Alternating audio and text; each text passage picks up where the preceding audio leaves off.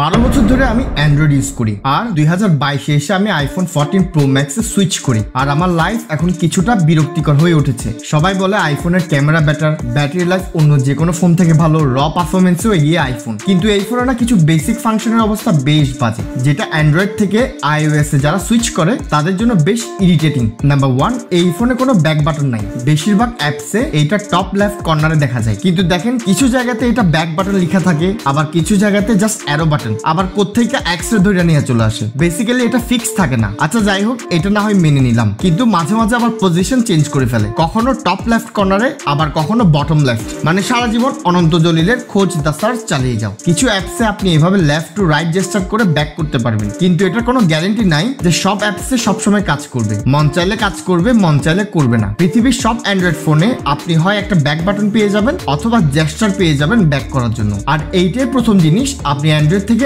আইফোনে গেলে মিস করবেন। নাম্বার 2, আইফোনের ফোন কল এবং কল ম্যানেজমেন্ট খুবই বাজে এবং বিরক্তিকর। একে তো 100-এর বেশি কল হিস্ট্রি দেখতে পারবেন না, তার উপর দুনিয়ার সব অ্যাপসের কল একসাথে এখানে দেখা যাবে, ফেসবুক, হোয়াটসঅ্যাপ, মিট, জিমেল সব। আর এই মিক্স আপের জন্য 100টা কল তো এমনিতেই ফিল হয়ে যায়, যার কারণে এক সপ্তাহ আগে কোনো আননোন নাম্বার থেকে কল এসেছে কিনা ওইটা দেখার কোনো সুযোগ নেই। তার উপর আইফোনে কল রেকর্ডিং এর কোনো অপশন নাই। মোটামুটি সকল অ্যান্ড্রয়েডে কল রেকর্ডিং এর অপশন পেয়ে যাবেন, আইফোনে T9 ডায়ালিং পাবেন না। যেমন ধরেন অ্যান্ড্রয়েড ফোনে লেটার্স টাইপ করলে নাম্বার চলে আসে, আর আইফোনে ডায়ালার খুলেন, তারপর কন্ট্যাক্টে যান, সার্চে ক্লিক করেন, তারপর টাইপ করেন, অথবা স্পটলাইট সার্চে পুরো নেম টাইপ করুন। মানে কি বাজে এক এক্সপেরিয়েন্স। প্রোডাক্টের নাম আইফোন, আর অ্যাটলিস্ট ফোনওয়ালা কাজগুলো তো ঠিকঠাক করে ভাই। এখানেই শেষটা। আর একটা এক্সাম্পল দিই, আমি যদি হোয়াটসঅ্যাপে কারোর সাথে কথা বলি আর ওই সময় যদি নর্মাল কোনো কল আসে, তাহলে আগে আমার হোয়াটসঅ্যাপ কল কাটতে হবে, তারপরে আমি নর্মাল কল রিসিভ করতে পারবো। কেন ভাই? দেখেন অ্যান্ড্রয়েডে আমার ফোনে যদি ইনকামিং কল আসে, তাহলে আমি হোয়াটসঅ্যাপ কলকে হোল্ড করে রেখে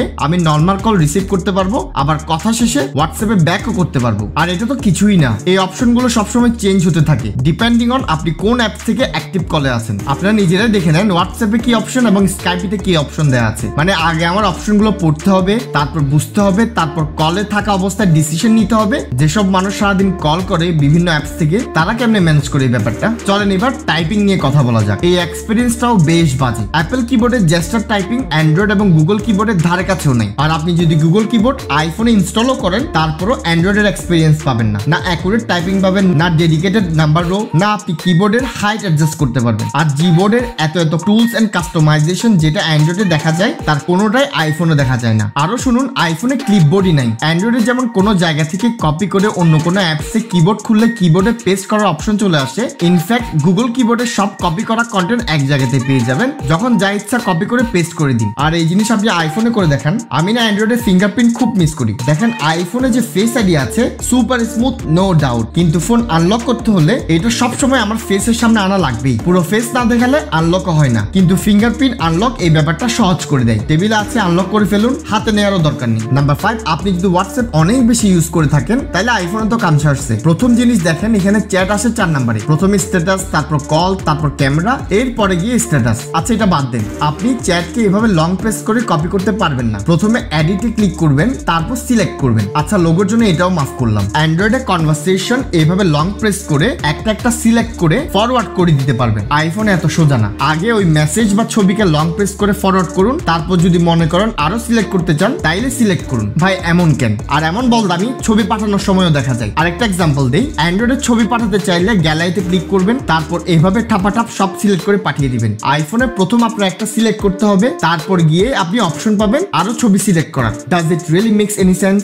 এখন অনেকে এসে বলতে পারেন এটা তো হোয়াটসঅ্যাপের প্রবলেম, তারা বানাইছে এইভাবে, এখানে আইফোনের কি দোষ? দেখেন আমার প্রবলেম হচ্ছে, অনেকের প্রবলেম হচ্ছে। আইফোনের উচিত হোয়াটসঅ্যাপকে বলে এটা ফিক্স করা, যদি সমস্যা তাদের হয়ে থাকে। আইফোনে আপনি স্ক্রল স্ক্রিনশট নিতে পারবেন না। ফর এক্সাম্পল স্যামসাং এ আপনি এভাবে স্ক্রিনশট নিবেন, তারপর এখানে ক্লিক করলে আরেকটি স্ক্রিনশট নিতে পারবেন, আবার ক্লিক করলে আরেকটা নিয়ে নিতে পারবেন। আর এই লম্বা স্ক্রিনশটটা আপনি চাইলে সেভ করে নিতে পারবেন, অথবা কাউকে পাঠিয়ে দিতে চাইলে তাও পারবেন। আইফোনে এটা সম্ভব না। হয় আপনি এভাবে একটা স্ক্রিনশট নেন, নাইলে বাদ দেন। শুধুমাত্র সাফারি ব্রাউজারে ওয়েব পেজ ফুল স্ক্রিনশট নিয়ে পিডিএফ করতে পারবেন, দ্যাটস ইট। এইগুলো কিছু মেজর ড্রব্যাক মনে হয়েছে যখন আমি অ্যান্ড্রয়েড থেকে আইফোনে শিফট করি। আর আমি যদি ছোট ছোট জিনিসের ব্যাপারেও আলাপ করি, এই ভিডিও আজকে আর শেষ হবে না। যেমন আইফোন আপনাকে আপনার হটস্পটের নাম চেঞ্জ করতে দিবে না, যা আছে তাই থাকবে। আপনি আপনার ওয়াইফাই হটস্পট অন্য কারোর সাথে শেয়ার করতে পারবেন না। মোবাইল ইন্টারনেট পারবেন, কিন্তু ওয়াইফাই পারবেন না। অ্যান্ড্রয়েডে মিড রেঞ্জ এবং ফ্ল্যাগশিপ ডিভাইসগুলোতে এটা করতে পারবেন। ভিডিও করার সময় পজের কোনো কোনো অপশন নাই। হয় আপনি ভিডিও করতেই থাকবেন যেটা অনেক স্টোরেজ খেয়ে নিবে,